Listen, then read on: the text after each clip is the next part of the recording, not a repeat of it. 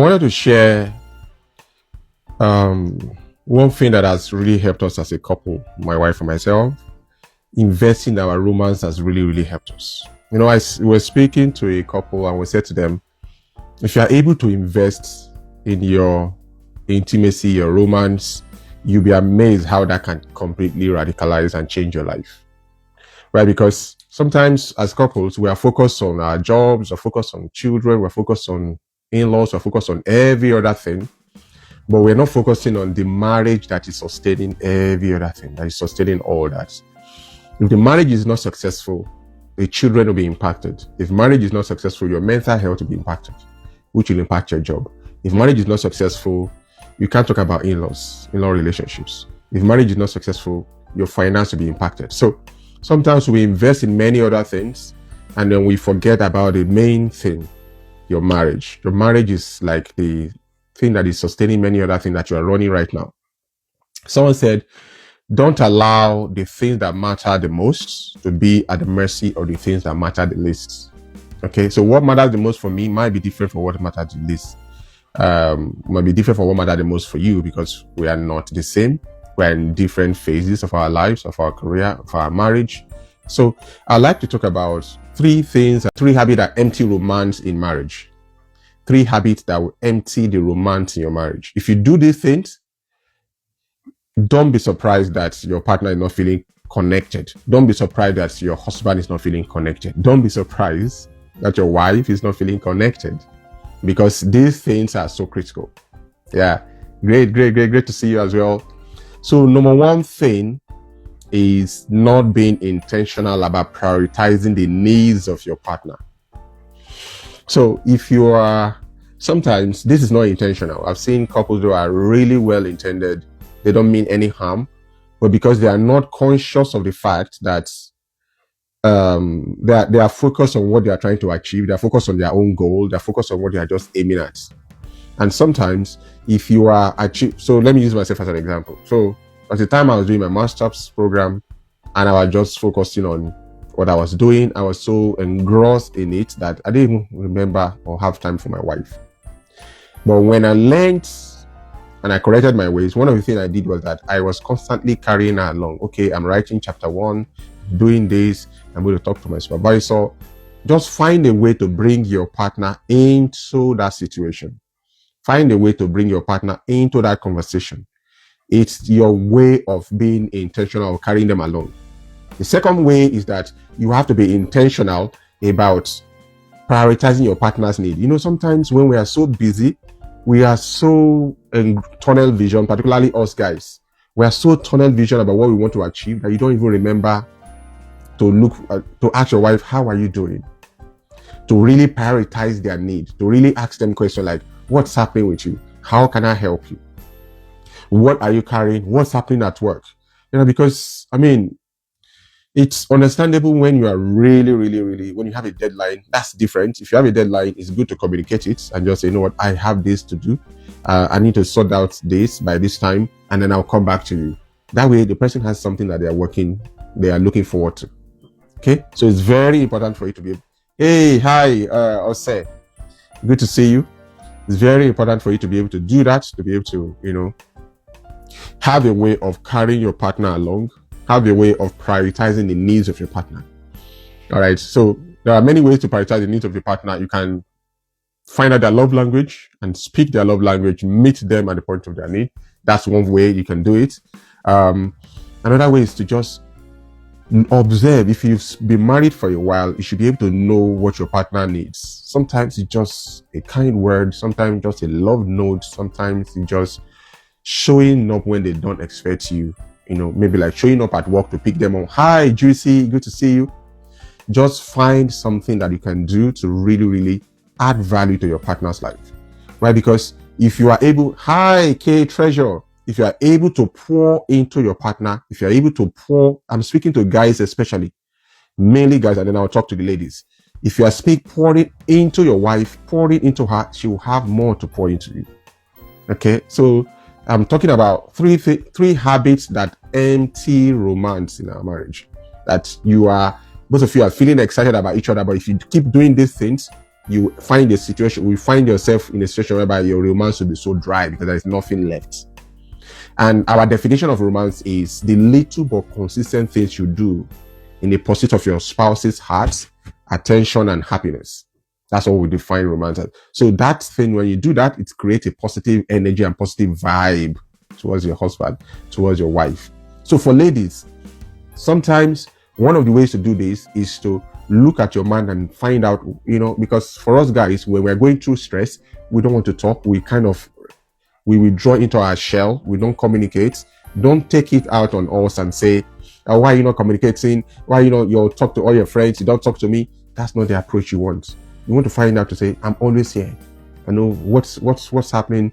Do you want to talk? When do you feel ready to talk? Hi, Kate Treasures, good to see you.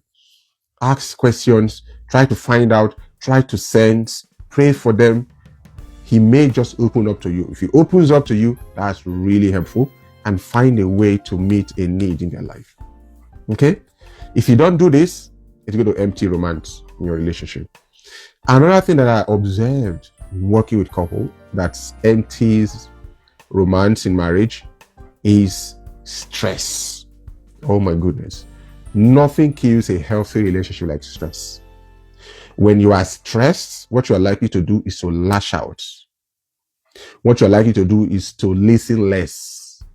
What you're likely to do is to be selfish because you try to self-preserve your energy. Okay? If you are stressed, you are likely not to pay attention to detail. You are likely to be moving on autopilot. All right? Because you're like, I can't just allow any other plate to fall. It's like you are spinning different plates in the air. You are hoping that nothing drops. Stress is not good. Once in a while, call timeouts and just take time to spend what I call me time and just sleep in the afternoon. Nurture yourself. Some of us, when we're on holiday, we are working, we are shopping for what we want to sell when we come back, when we go back to our base. That's not a holiday. That's a business trip. All right, we've not really had time to rest. When we're resting, when we're going on holiday, we're carrying our work laptops, carrying our work phones. You're not resting, you're working in a different environment. That's what you're doing. So when we allow stress of hundreds of deadlines over a period of time, you become emotionally stretched, tired, exhausted, selfish, snappy, irritable, easily irritated. How can you be romantic? You wouldn't be romantic.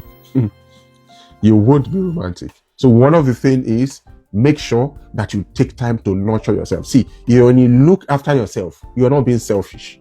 And remember the scripture says, love your neighbor as you love yourself. If you've not, the yardstick of loving other people is the yardstick of loving yourself. If you've not spent $100,000 on yourself, you should not spend $100,000 on other people. That's the standard. Okay? So nurture yourself. Then from that full cup, you can pour it to other people. If you're on a flight, the flight attendant will tell you, if there's an emergency, use the oxygen mask first before you give it to your own child. But sometimes we flip it the other way around. We're giving oxygen to everybody, giving oxygen to your work colleague, being the coach for your work colleague, being the counselor at work, being the best friend, being the daughter, you're not nurturing yourself. And then you're now angry that when you need help, nobody's showing up because you are exhausted. You're telling everybody, I'm a superwoman, I'm a superman, I don't need any help. And so when you truly need help, nobody listens because you've conditioned them to think that you are always going to be strong. No, look after yourself. All right. Some of us were raised by parents that are workaholics. So you have learned that habit, and that habit keeps you grinding. You don't know when to stop. You don't know when to switch off. Switching off makes you feel like you are lazy. No, you're not lazy. Even God rested on the seventh day. How much more? Who are you not to rest? Okay. Someone said to me, if you don't rest, you'll be put to rest. That should not be our case. The last point I'd like to talk about is another thing that drains romance or that empties romance in our marriages is when we don't address issues timely, promptly, correctly. Sometimes we address issues, but we don't address them correctly. So you just find a situation where you guys are well, you're fine, but underlining under that thing, you have a resentment that have been building up, have been piling up there. You just there. There's nothing bad happening on the surface. You guys are good. You see, talk to each other, watch movie together. But there's something sitting there that has not been addressed. It's just sitting there. Just, like the way crocodile will stay underwater, waiting for its prey, perpetually just sitting there, just waiting for any of the herd to just cross and then to pounce. And that's not a healthy way. Learn to come up with your own way of resolving disagreements, resolving resentment. Don't allow it to pile up. All right. And one thing we say to couples is that create an emotionally safe environment for your partner, for your spouse to be able to complain, to be able to address issues. Because some people, addressing an issue with them creates bigger issues. They are very toxic. That shouldn't be you. That when someone is coming to you to bring, you just become so defensive. You feel the person is attacking your personality, attacking your character. You find it difficult to listen without filtering or logging the person off. No, that shouldn't be you. If you do that, you're going to be emptying the romance in your relationship. So these are 3 things I like to talk about today that empties romance in relationship. The first one is that if you are that spouse who is not intentional about nurturing or meeting the need of your partner, nobody in your life should